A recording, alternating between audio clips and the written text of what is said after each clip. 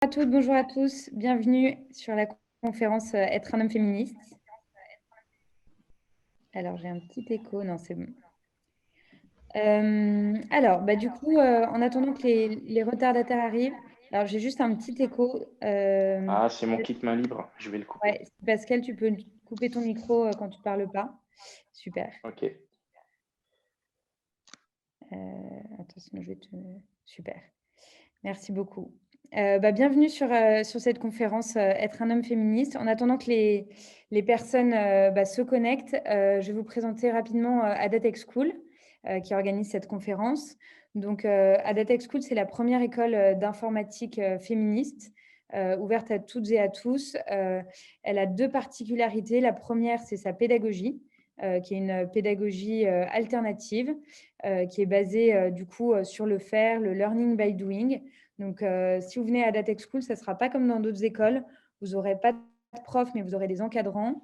Vous n'aurez pas de notes, mais vous aurez des badges. Vous pouvez d'ailleurs voir les badges derrière moi à valider. Et vous n'aurez pas de cours, vous aurez des projets. Ça fonctionne un peu comme le monde de l'entreprise, avec un objectif à atteindre et différents niveaux pour les atteindre. Donc, c'est une école en 2 ans, avec un an à l'école et un an en alternance. Et la deuxième particularité, le deuxième pilier, c'est ses valeurs, donc des valeurs d'inclusion, de diversité et des valeurs féministes. Donc, on va en parler justement ce soir. C'est une école qui est mixte, ouverte à la fois aux hommes et aux femmes, ouverte à tous.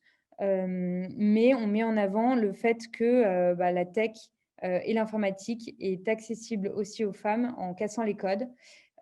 Pourquoi on a choisi d'insister sur ce point?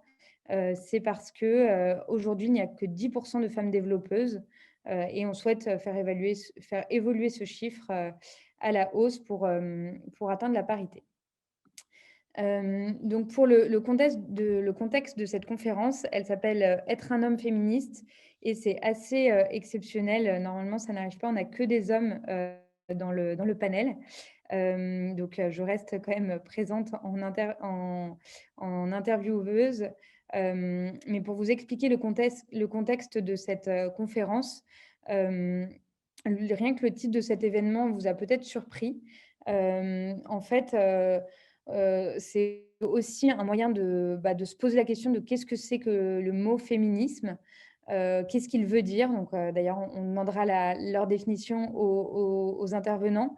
Mais en tout cas, de notre côté, on voit ce mot comme un engagement pour l'égalité homme-femme. Et donc, du coup, les hommes peuvent prendre part à ce combat. Alors, après avoir la place qu'ils prennent dans ce combat, on va en parler ce soir. Pourquoi c'est important que les hommes comprennent ce combat et y prennent part? C'est parce que, en fait, ça peut faire du bien à la fois aux hommes et aux femmes. Donc, nous, on combat du coup les stéréotypes, les biais discriminants. Du coup, ces stéréotypes qui existent, cette éducation patriarcale, elles font malheureusement que beaucoup de nos homologues masculins désirent et pensent toujours avoir la position dominante.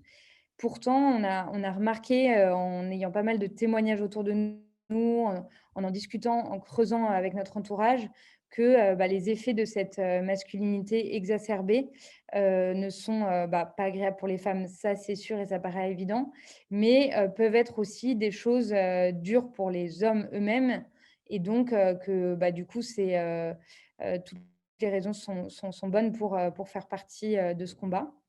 Du coup, quelques pistes pour montrer que cette bataille féministe peut être bénéfique pour tous. Déjà, il y a le fait à la fois pour les hommes et pour les femmes, pouvoir être libre de choisir si on veut se consacrer ou non plus à sa famille, le fait de communiquer ses émotions, le fait de réduire les violences individuelles et de groupe. Donc voilà, on va étudier ces sujets grâce à des témoignages. C'est un peu différent des autres conférences qu'on peut faire chez ADA où, du coup, il y a une dimension plus où on explique des concepts. Là, c'est vraiment une partie plus discussion, débat. Même pour vous dire un peu le contexte de l'événement, moi, j'ai eu quelques remarques sur le fait que, en fait, soit des hommes ne se sentaient pas légitimes pour parler de ça, soit les hommes n'avaient pas leur place dans ce sujet, soit j'aurais dû inviter peut-être une femme pour qu'elle dise ce qu'elle pense des hommes féministes. Donc voilà, il y a déjà eu des débats même en amont même de l'événement.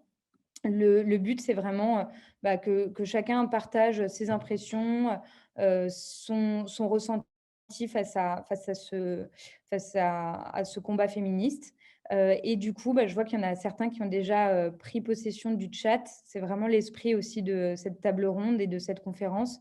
Surtout, n'hésitez pas à participer, à commenter et à poser vos questions aux 3 hommes féministes de ce soir.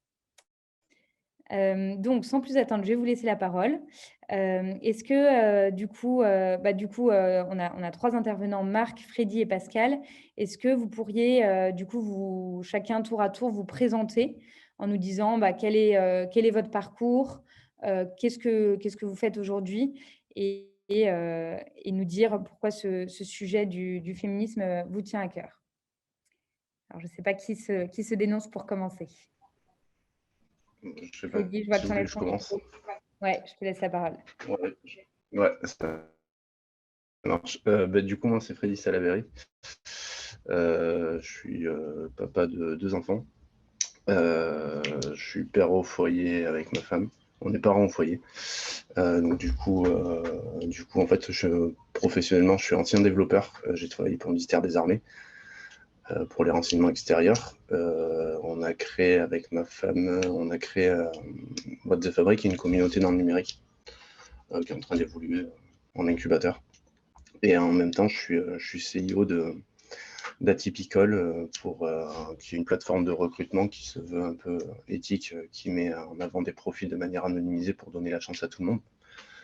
Donc voilà, un peu dans l'esprit qui je suis. Voilà, je voulais participer tout simplement pour apporter ma vision en tant que papa au foyer qui passe autant de temps avec mes enfants puisqu'on fait l'école à la maison que ma femme. Donc du coup, voilà, c'était pour apporter ma petite vision par rapport à l'éducation, je pense.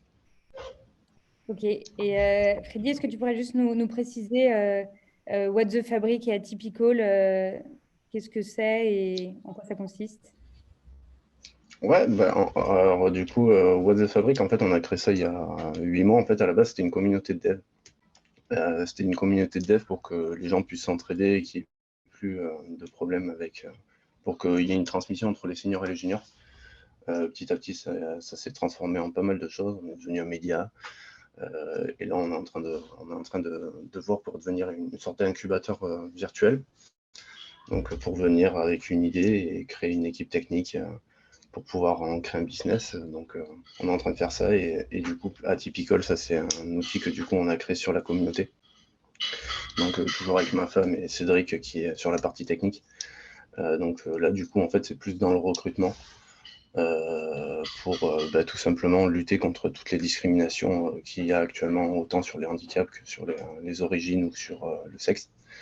Donc on essaye d'apporter une solution en anonymisant les profils et en faisant un accompagnement des candidats pour pouvoir tout simplement présenter une manière différente de recruter, une manière un peu plus éthique et égalitaire, quoi, dans l'idée. Ok. Je vais vous envoyer les liens pour l'audience du coup What the Fabric, et j'ai oublié d'ailleurs aussi le lien du prochain événement d'Ada Tech School qui est un atelier de code. Donc comme ça, vous aurez toutes les infos. Du coup, Marc, je te laisse enchaîner sur ta présentation. Oui. Bonjour, Marc Bouvier. Alors, je suis développeur depuis à peu près une dizaine d'années. J'ai fait le parcours assez classique, l'IUT, puis l'école d'ingé, les stages.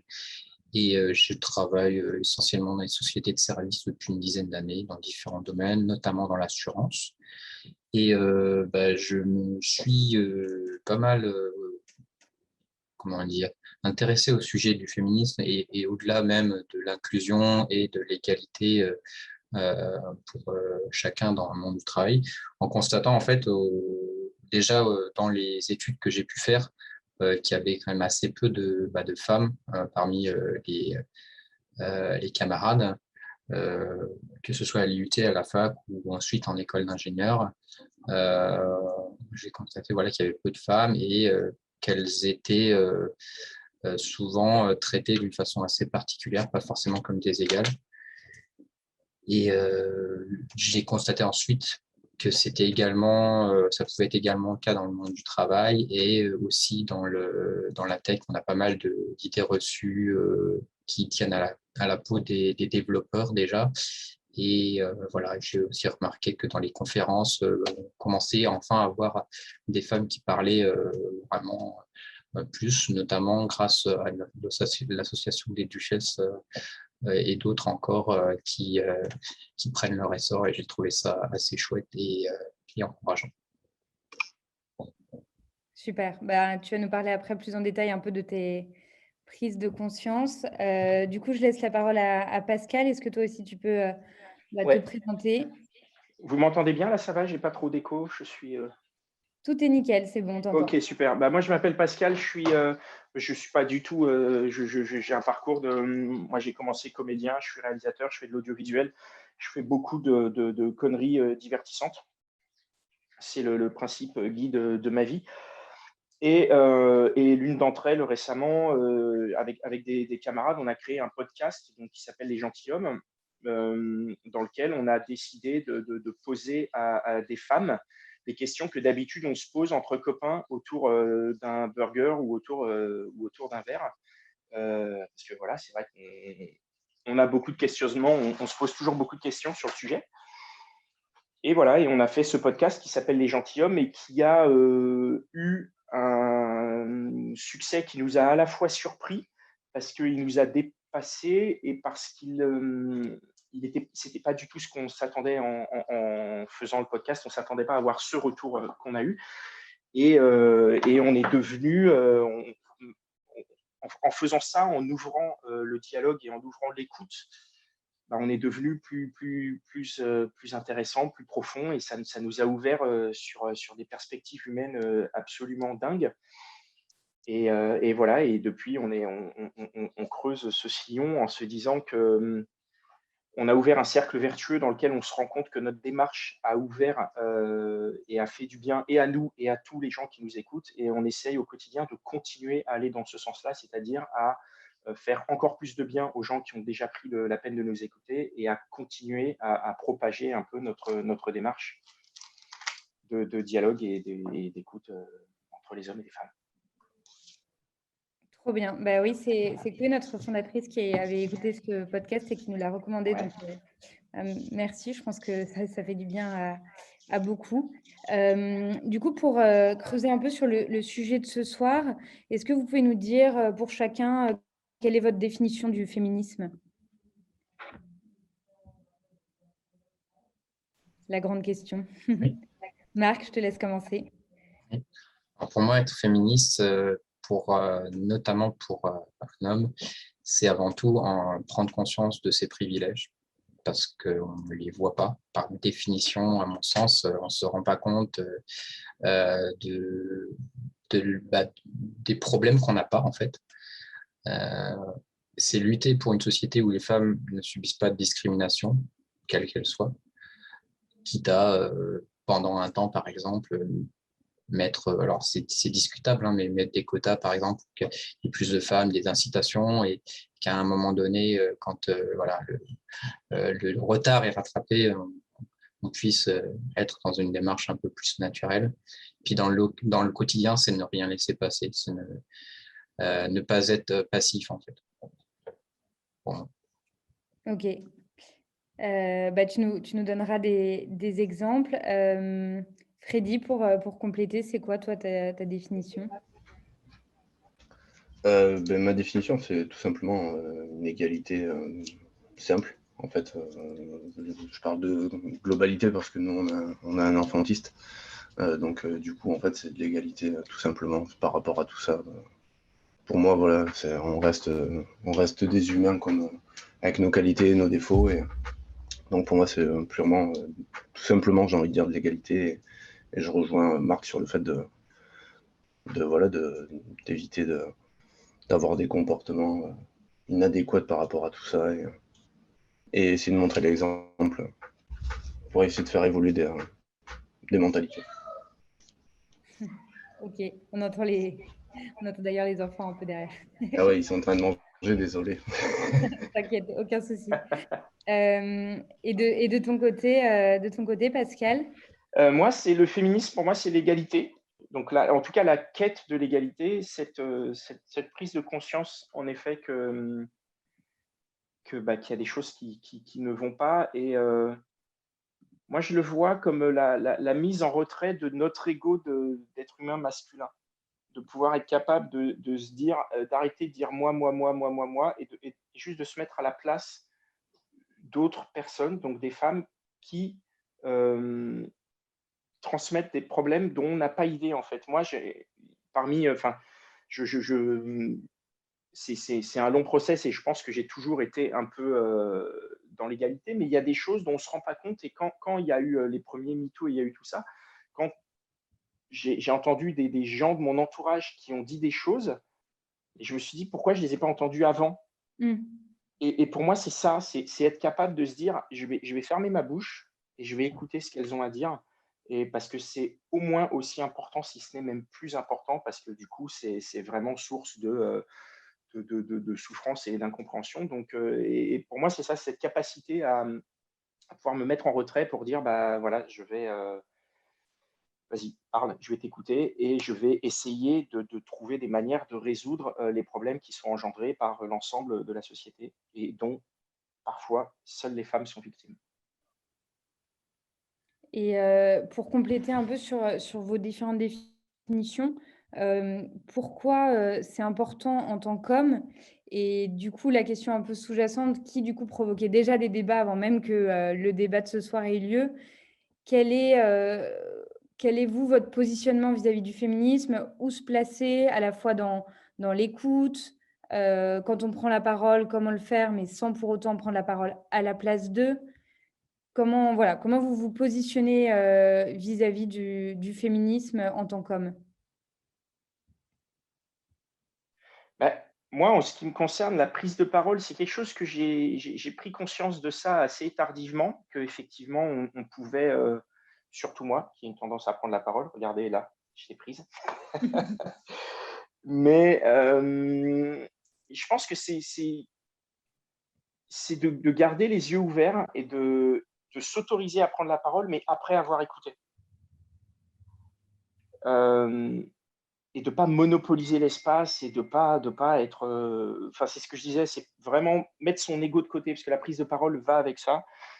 Mettre son ego de côté et dire je n'ai pas forcément de légitimité à prendre la parole. Et après, là où c'est intéressant, c'est que ça se met dans le cadre du combat féministe, bien sûr, mais après, c'est des choses qu'on peut appliquer dans sa vie de tous les jours, hein. Et du coup, même en présence d'autres hommes ou dans d'autres situations, apprendre aussi à écouter qui, en fait, socialement parlant à tous les niveaux, peut être un bien plus. Moi, j'ai des amis avec qui on est à peu près d'accord sur le fait que les gens, et notamment souvent les hommes, ils ont l'habitude de pas assez fermer leur bouche, quoi. Mmh. Qu'est-ce que vous en pensez, Freddy et Marc? Je vais compléter. C'est se rendre compte justement qu'on coupe la parole et qu'on nous le fait pas remarquer souvent. Ça m'est arrivé et dans certaines situations, c'était un peu embarrassant.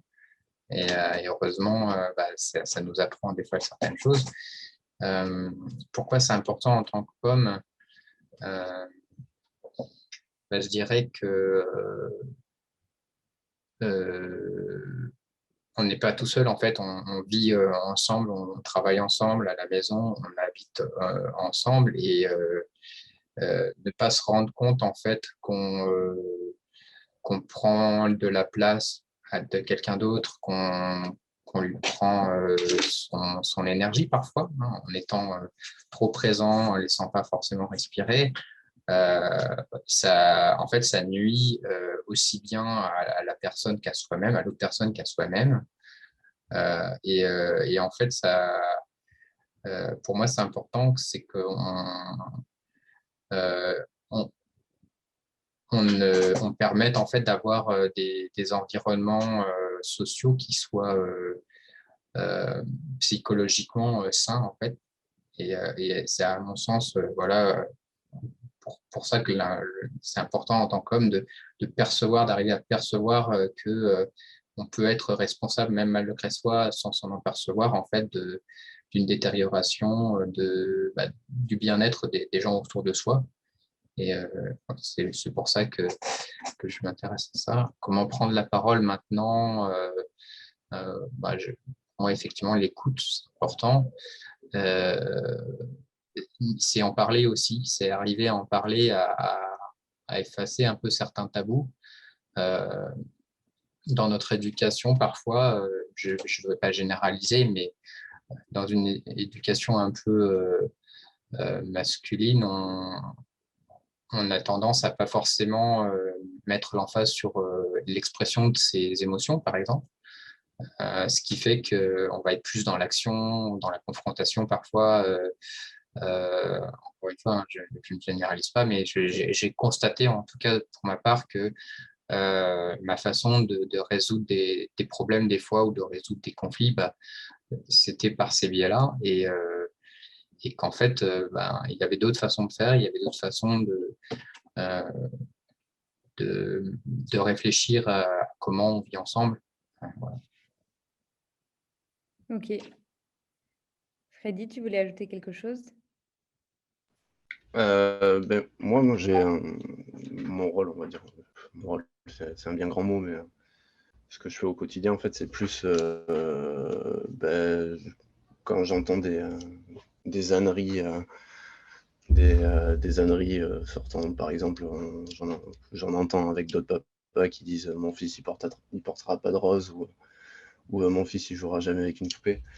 Je pense que c'est aussi remettre les gens un peu à leur place en disant que c'est pas parce que en fait, je sais pas, je trouve ça très con en fait de dire qu'il y a une couleur pour telle personne ou tel jouet pour tel sexe. Donc voilà, et aussi remettre les gens, voilà, quand j'entends des conneries, savoir aussi dire que c'est une connerie et savoir remettre à la place quand il y a des comportements qui sont un peu tendancieux, voire hyper mal placés. Donc je pense que c'est aussi notre rôle en tant qu'homme de dire là t'as tort et expliquer pourquoi. Parce que dire qu'on a tort c'est bien, mais l'expliquer c'est encore mieux.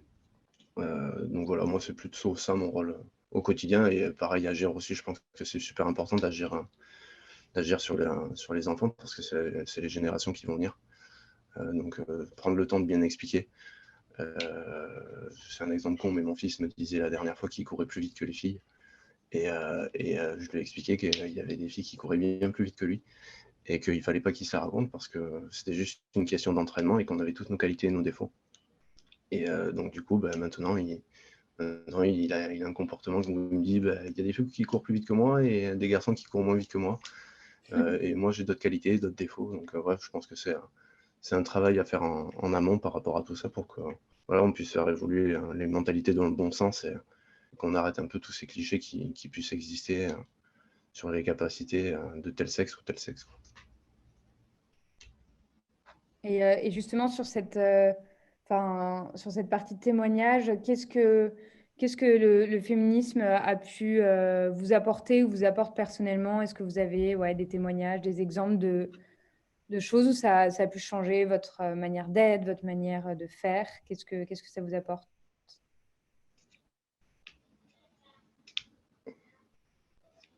Je sais pas qui c'est qui prend la parole. Maintenant, plus personne n'ose, comme on a dit qu'on était dans les Ouais, c'est ça. Pour ma part, ça a beaucoup fait évoluer la vie à la maison, en fait. En fait, j'ai pris conscience, par exemple, c'est une anecdote, hein, mais que en fait, dans mon éducation, j'avais pas été trop formé, entre guillemets, à faire bien le ménage, à prendre certains automatismes. Et quand j'ai commencé à vivre en couple avec ma compagne, ça a été vraiment problématique, en fait, parce que je partais de loin et j'avais du mal à faire en sorte que l'appartement soit dans un état qui soit à un niveau au niveau suffisant pour qu'elle se sente bien, en fait. Et du coup, quelque part, je me sentais un petit peu impuissant et j'avais du mal à être à l'aise parce que je faisais des efforts, mais ils n'étaient pas suffisants. Et ça, pour moi, voilà, pour moi, j'ai vécu dans une maison où c'était ma mère qui faisait à peu près tout. On était assez peu impliqués dans les tâches ménagères. Et du coup, des années plus tard, en fait, ça a eu des répercussions, en fait. Et ça a mis du temps avant de pouvoir s'améliorer. Et les automatismes sont venus avec des années. Et le fait d'avoir eu ma compagne qui m'a fait remarquer que c'était pas normal et que je n'avais pas suffisamment d'implication dans ces activités-là, ça a fait que voilà, à terme, maintenant que c'est un peu mieux, il y a beaucoup moins de conflits en fait. Donc, ça a été bénéfique pour ces aspects-là. Et puis, globalement, voilà, on se sent mieux à la maison. Et pour le travail, on a un peu ça aussi. Pour le travail, ça va être moi, j'ai constaté dans certains cas, par exemple, qu'on avait, même au niveau des ressources humaines ou des recruteurs, et parfois même des femmes, qui perpétuaient certains stéréotypes, et on se retrouvait dans des entretiens. Ça m'arrive de faire passer des entretiens après pour voir si les candidats se sentiraient bien dans l'entreprise et seraient à l'aise avec l'équipe. Et on se retrouve en fait dans une sorte d'entre-soi où le fait que qu'il y ait beaucoup d'hommes qui soient dans ces postes de technique ou voire d'encadrement, on va avoir des fois peut-être certains profils qui sont moins bien vus. Et du coup, voilà, je constate que on est quand même dans une démographie d'hommes blancs entre 25 et 35 ans, vraiment en grande majorité dans le milieu de la tech. Et, euh, et j'ai l'impression que c'est un truc qui s'entretient du fait qu'il y ait cet entre-soi, en fait. Donc, ça, c'est quelque chose qui est important, justement, ne serait-ce qu'en montrant qu'il y a des femmes. Le, une école qui promeut le féminisme, des associations qui militent pour que les femmes se coachent à faire des conférences, etc. La visibilité, je trouve, et montrer l'exemple à tous les niveaux, ça permet justement, à mon sens, le plus tôt possible de faire comprendre que les stéréotypes qu'on aura internalisés au plus jeune âge peuvent poser des problèmes bien plus tard si on fait pas attention très rapidement. Ok, donc en fait, toi-même, tu as déconstruit tes propres stéréotypes que tu avais et ça a commencé par déjà les identifier Ouais. pour après Ouais, il y en a encore, hein. Je suis pas parfait et heureusement. Mais oui, c'est ça, c'est avoir la chance d'avoir quelqu'un qui puisse me dire, c'est pas normal en fait. Ça, il y a une grosse, il y a eu un grand, comment dire, une grande prise de conscience avec la BD, La charge mentale de Emma, je crois. Et, euh, et ça a pas mal fait de bien, je trouve, et ça a pas mal fait boucher certaines choses, mais je crois aussi que ça a cristallisé dans un autre sens certaines opinions, hélas. Mais oui, déjà, voilà, c'est arriver à comprendre que certaines choses qu'on ne voit pas sont des problèmes euh, et arriver à travailler dessus en bonne intelligence, voilà, il y a un travail qui est assez compliqué et le fait dans notre métier d'être dans comment dire, des, euh, des situations où on passe la journée à résoudre des problèmes et à la maison, après, quand on échange avec ou en situation sociale, on a tendance à être aussi beaucoup dans la résolution de problèmes au lieu d'être dans l'écoute. Et ça, c'est très difficile à déconstruire parce que pendant 8 heures dans la journée, on lui dit il faut que tu résolves les problèmes, il faut que tu résolves les problèmes. Et l'autre partie de la vie, on doit changer de mode en fait. Donc il y a ce truc-là qui est assez bizarre à déconstruire.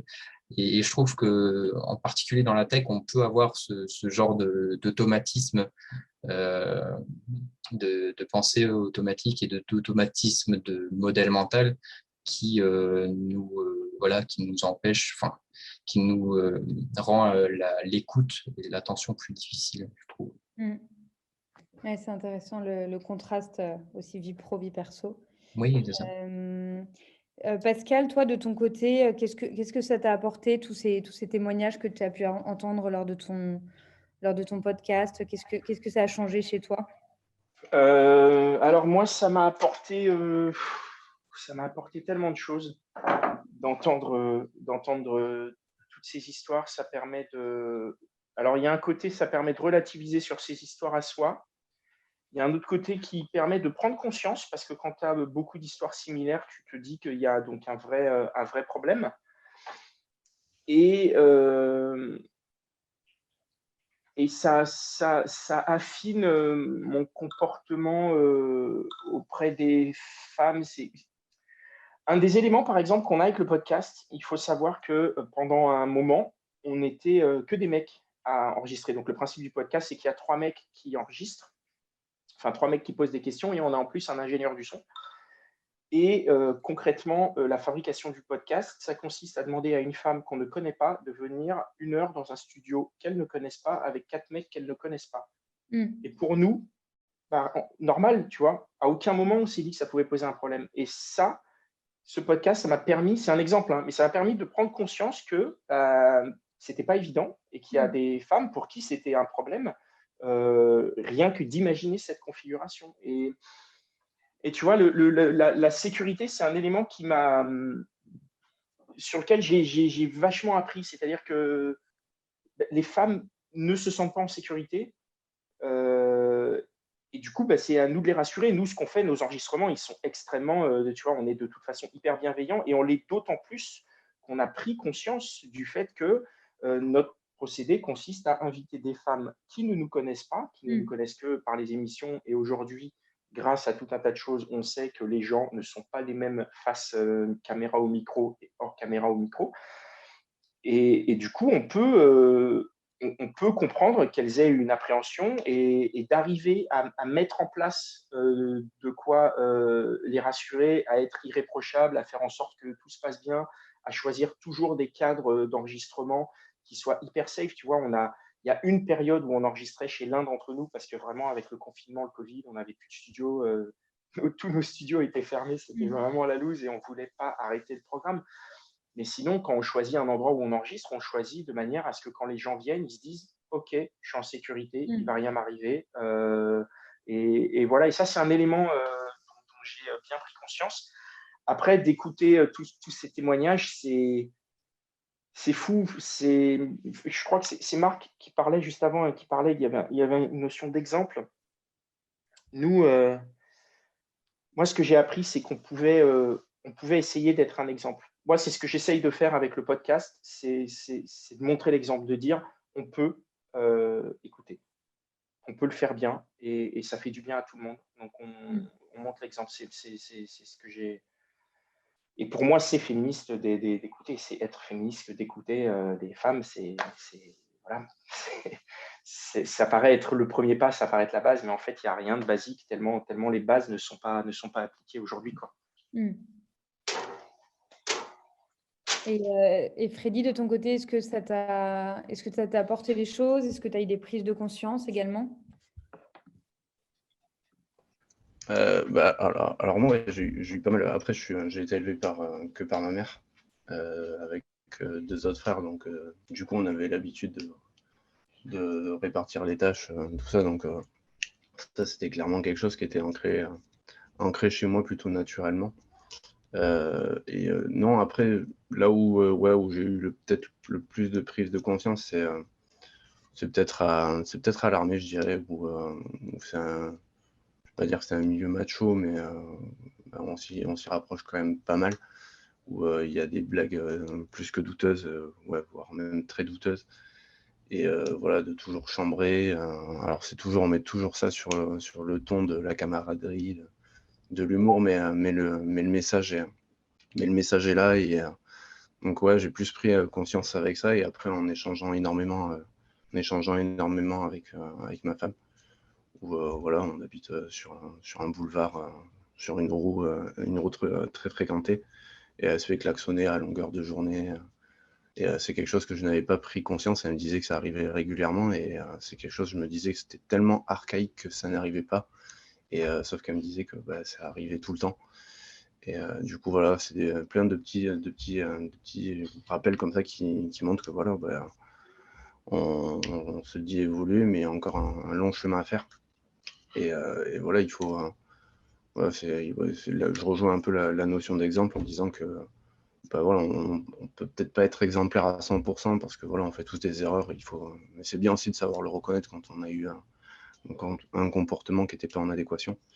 Mais voilà, essayer de dire que bah, on est un peu des exemples, et je rejoins vraiment ça sur le fait que ben voilà, il faut qu'on ait un comportement qui puisse faire évoluer les choses. Et voilà, on apporte juste une petite pierre à l'édifice.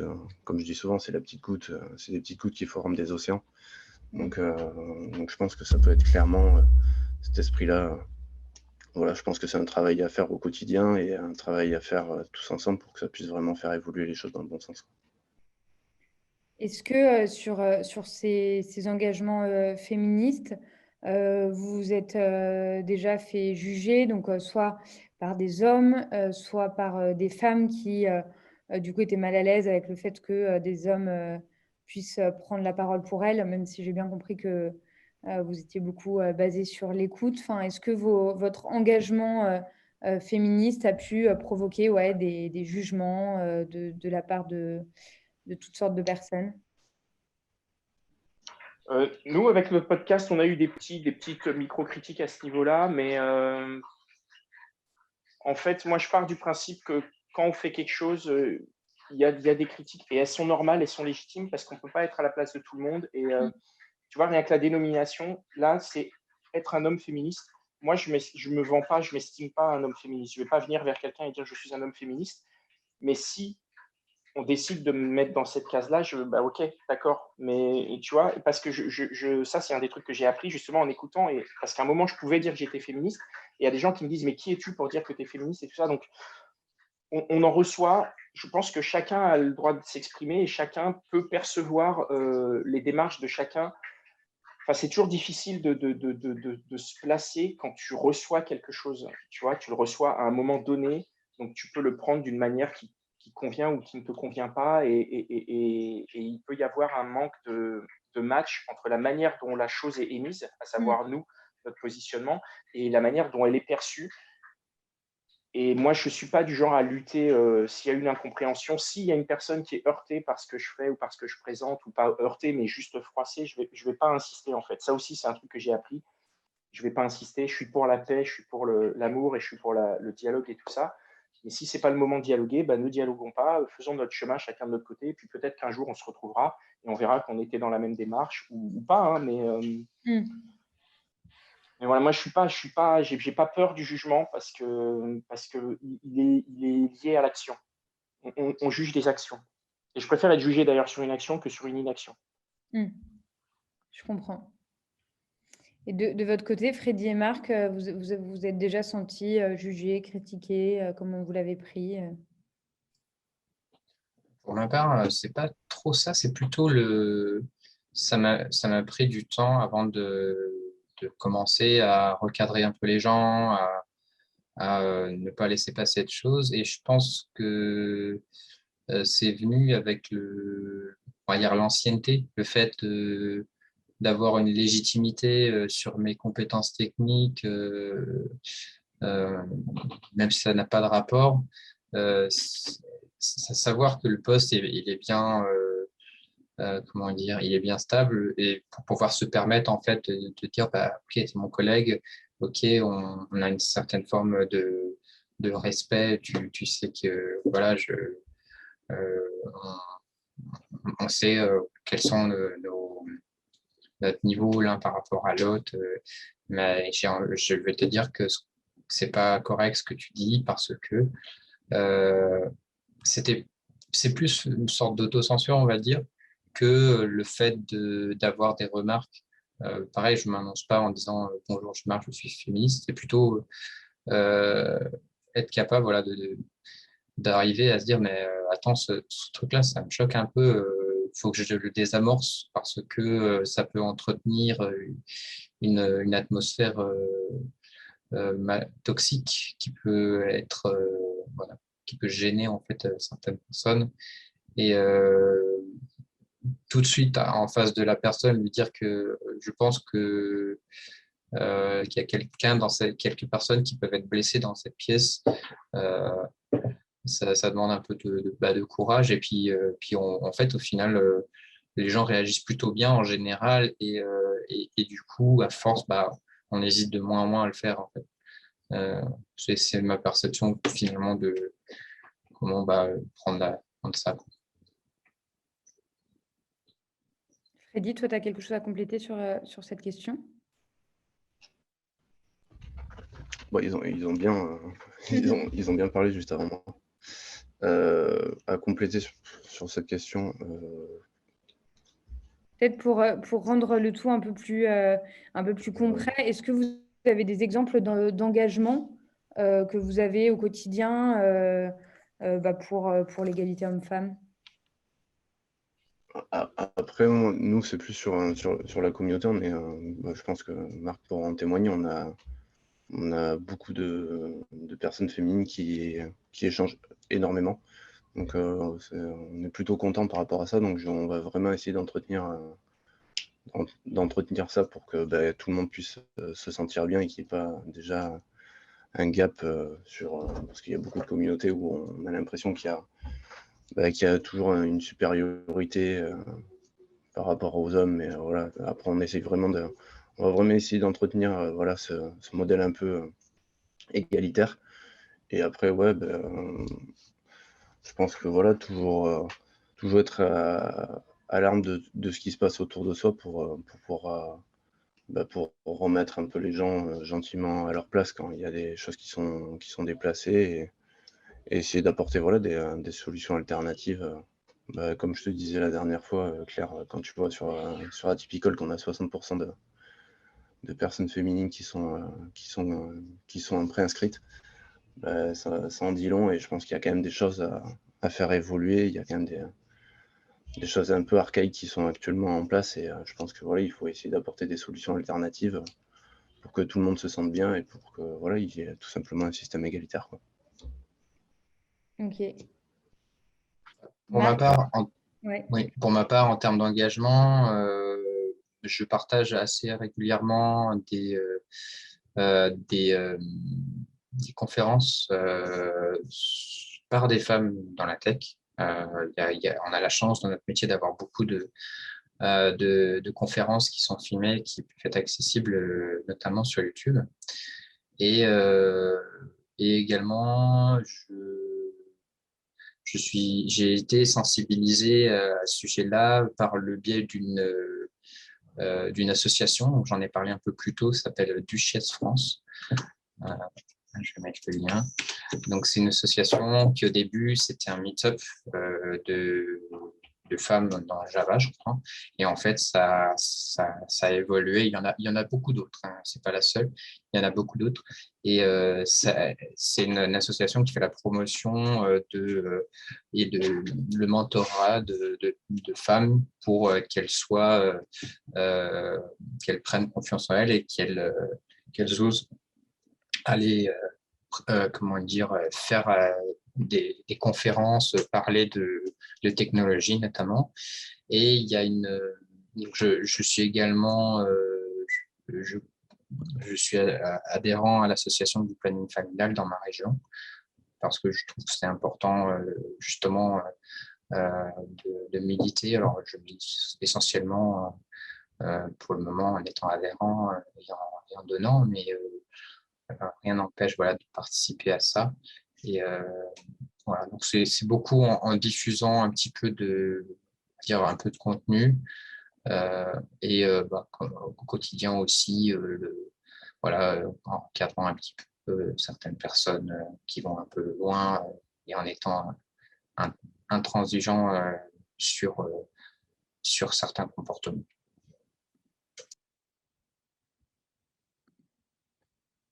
Ok.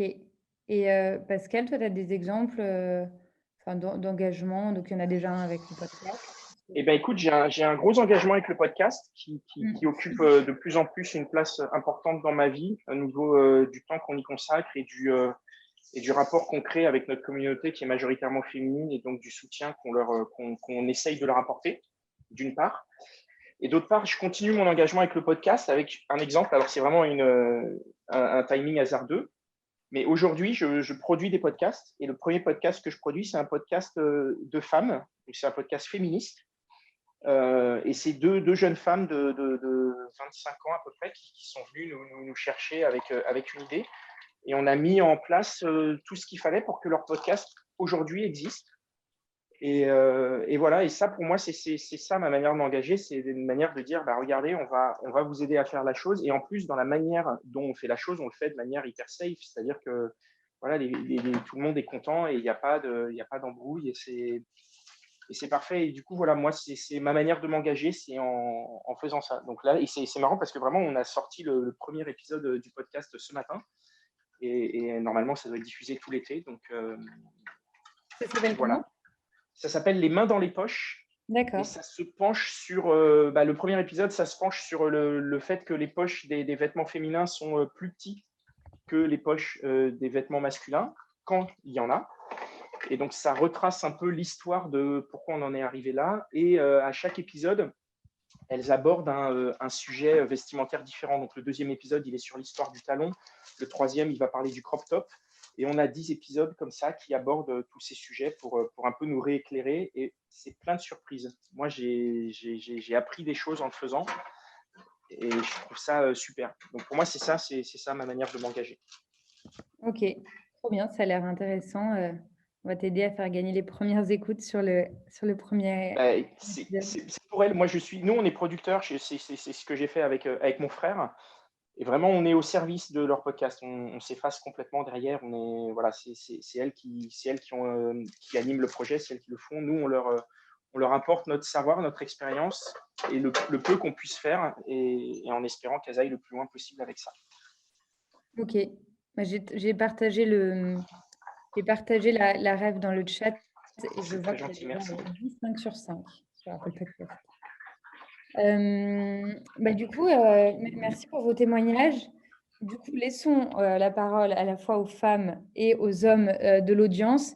Est-ce que vous avez des questions pour Pascal, Freddy et Marc? Est-ce que vous avez des témoignages, vous aussi, à partager en tant qu'homme, en tant que femme? Voilà, n'hésitez pas. Je vous laisse le temps de taper dans le chat votre question. Vous pouvez même prendre le micro. Est-ce que peut-être, en attendant que les personnes osent poser des questions, pour tous les trois, est-ce que, Marc, tu citais cette BD sur la charge émotionnelle et la charge mentale.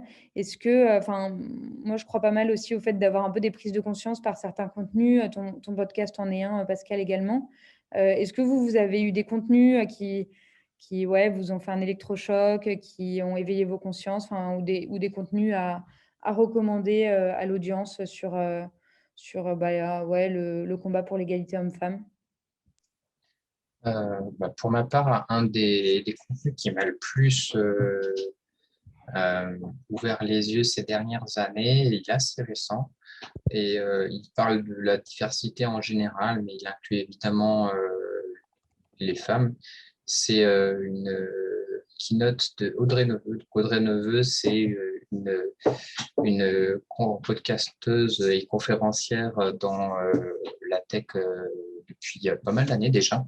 Et en Java notamment, elle est co-présentatrice notamment du podcast Elle est cascodeur et elle participe depuis des années à l'organisation de Devoxx for Kids. Donc Devoxx, c'est une conférence sur la technologie, notamment Java, sur Paris, et c'est du coup la version pour les enfants. Et ça se fait d'ailleurs de plus en plus. Et du coup, en fait, elle a fait une keynote de l'ouverture d'une conférence à Bordeaux en 2018. Je l'ai mis déjà. Oui. Et elle introduit vraiment, justement, en mettant, elle met vraiment les pieds dans le plat, en mettant justement des exemples assez concrets en face d'une audience qui devait être probablement composée à 80% ou 90% d'hommes. Et, je trouve que son intervention est très bien faite et ça, voilà, ça vraiment, ça parle et on se sent vraiment tout petit et on sent qu'on a des progrès à faire, je trouve, et ça nous ouvre beaucoup les yeux, cette conférence. Ok, ben merci pour le lien, on regardera. Emmanuel, partagez du coup plus en commentaire l'impact de la masculinisation du langage, du coup qui peut biaiser et invisibiliser le féminin. Est-ce que c'est des sujets aussi que vous abordez peut-être dans le podcast, Pascal, ces sujets du langage? Non, on arrive, on n'a pas du tout abordé parce que nous, un des éléments attends, on peut juste couper le son? Un des éléments du podcast, c'est qu'on partage le point de vue d'une invitée. Donc on n'aborde pas les thèmes sous l'angle de plus général en fait. Donc on essaye de rapporter nos thèmes à notre invité, ce qui nous permet de pas faire des généralités, de pas dire n'importe quoi. Donc du coup, on n'a pas abordé ça, mais je pense que c'est une question très très importante, cette invisibilisation du féminin par le langage. Je sais pas comment, je sais il y a un gros travail qui est effectué dessus. Je sais pas comment l'aborder moi dans mon quotidien. Parce que forcément, j'ai le poids de l'éducation et en plus de l'éducation grammaticale et comme moi j'écris, donc c'est quand même quelque chose auquel j'ai des automatismes, quoi. Et c'est vrai que ça nécessite un vrai travail, mais moi, je ne sais pas comment aborder ce sujet-là, qui est capital et essentiel, c'est clair. Bah, je trouve que c'est un sujet aussi, même dans la manière dont on parle à l'oral. Donc nous, par exemple, chez Adatech School, on utilise l'écriture inclusive. Je vous partage d'ailleurs un article de blog dessus qui explique pourquoi on l'utilise, qui explique aussi comment l'utiliser, parce qu'il y a une partie aussi de pédagogie à faire sur comment je trouve le point médian sur mon clavier et comment il existe. Et je trouve que autant à l'écrit, du coup, il y a une réflexion, donc on a le temps de aussi bien formuler. Et parfois, à l'oral, même en tant que femme, c'est difficile de trouver les bons termes pour être sûr d'être inclusive. Donc, il y a une vraie problématique aussi sur à la fois l'écrit et aussi sur la langue parlée, comme on fait pour intégrer ces changements. S'il y a d'autres remarques, d'autres questions, n'hésitez pas. Comment, Pascal, moi j'avais une question pour toi. Comment vous choisissez du coup vos invités qui témoignent? Comment ça se passe, la Eh programmation? bien, au début, on a commencé avec nos amis dans notre entourage. Et avec le succès du podcast, on a eu des auditrices qui ont eu des choses à raconter. Donc, en général, pour le choix de nos invités, on essaye de faire matcher les envies des thèmes les thèmes qu'on a envie d'aborder, c'est-à-dire nos vraies questions, puisque le principe de départ du podcast, c'était nos questions d'hommes, et de les faire coïncider avec ce que nos invités ont parfois envie de venir raconter ou ce qu'elles ont besoin de venir nous partager. Donc, c'est un peu un mélange de tout ça. Et sachant que, tiens, tu vois, il y a un exemple, je sais que la fin de l'année dernière, on a enregistré des épisodes dont la thématique n'était pas évidente pour nous. Attends, baisse le son, s'il te plaît. Mets pause. Excusez-moi, je suis désolé, je suis avec mon fils Landine et voilà. Et ce que je voulais dire, c'est qu'il y a des thématiques qui nous apparaissent pas forcément évidentes à nous en tant qu'hommes et sur lesquelles on est d'accord, tous les trois. On se dit, on ne voit pas trop comment l'aborder, mais on décide de quand même avoir l'invité parce que justement, d'une part, ça va nous éclairer, puisque si c'est une thématique qu'on ne voit pas clairement, autant prendre le parti de se dire on n'est pas clair dessus, donc allons-y. Donc ça, c'est un premier élément de démarche que je trouve que c'est assez chouette d'arriver à ça, parce qu'en vrai, dans notre mécanisme et notre fonctionnement habituel, on n'est pas formaté pour faire ça. Et une fois qu'on l'a fait, ça nous est arrivé de constater que l'impact auprès de notre communauté était tellement fort, on s'est dit: «Mais génial!» parce que du coup, on a permis à des gens qui nous écoutent de comprendre qu'ils n'étaient pas les seuls dans ces problématiques et tout ça, et c'est génial de se rendre compte qu'on a cette utilité-là, qu'on a cet impact-là. Voilà, on prend un peu tout ça en triangulation pour arriver à avoir des sujets qui soient à la fois, qui à la fois répondent à nos questions et en même temps permettent à la communauté de leur apporter du bonheur à l'écoute. Ouais, secouer un peu, même vous, ce que vous Ouais. aurez Ah ouais, compris. nous, on veut pas rester sur nos positions, hein. Mmh. Moi, tout ce qui peut me mettre en danger, après, c'est aussi dans ma vie, personnelle. Moi, j'aime les choses que je ne connais pas, j'aime le risque, j'aime être remis en question tout le temps et je pense que c'est comme ça qu'on avance. Je n'ai aucune certitude et si le jour où je dis: «J'ai aucune certitude» et on me fait remarquer que quand même j'ai des certitudes, et ben, je le note, je l'écoute et je vais travailler dessus, quoi. Mais ça, c'est dans ma démarche personnelle et peut-être que c'est amplifié avec ce podcast, parce que c'est cool de se mettre en danger, quoi, Mmh. et de s'ouvrir aux autres. Complètement. Bah, écoute, ça donne envie de suivre ton podcast. Je partage des réflexions d'Emmanuel. J'imagine le renoncement d'une enfant qui doit accepter que dans sa langue maternelle, le masculin l'emporte et ensuite, avec le temps, on oublie, on assimile ou pas. Donc, ouais, plus des réflexions. Moi, je me souviens d'avoir lu le témoignage d'une personne, enfin, qui se souvient, enfin, d'une femme qui se souvient enfant de s'être beaucoup énervée contre cette règle. Et puis après, c'est vrai que au bout d'un moment, on admet. Bah, du coup, je pense qu'on va finir là-dessus s'il n'y a pas d'autres réflexions. Merci beaucoup en tout cas à tous les 3 pour vos témoignages. J'ai trouvé ça très intéressant d'avoir, bah, chacun à votre niveau, des pistes de définition, d'engagement que vous avez. Bien envie d'écouter, le podcast, aussi dont tu nous as parlé, Main Pascal. dans les poches? Ouais, main dans les poches. Ouais, Surtout qu'on va faire un c'est vraiment article de super. blog, ouais, ça a l'air trop bien. Et on va faire un Ouais, article de blog bientôt pour lister, bah, tous les podcasts, féministes, sur le blog d'Ada. Donc suivez-le de près. Et puis, bah, merci aussi à l'audience, d'avoir été là, pour vos remarques et pour vos témoignages. Du coup, vous recevrez, bah, comme on a cité quelques références, vous recevrez un mail avec la vidéo et ensuite on écrira un article de blog avec les références qui ont été citées. Bah, merci pour vos merci. Merci. Bonne Merci soirée beaucoup. bonne soirée à toutes et à tous. Bonne soirée. Merci tout spécial à Pascal, Freddy et Marc et à très bientôt. Merci beaucoup. Ben, merci de nous avoir invités. Merci beaucoup. Merci. Bonne À soirée. bientôt. À bientôt.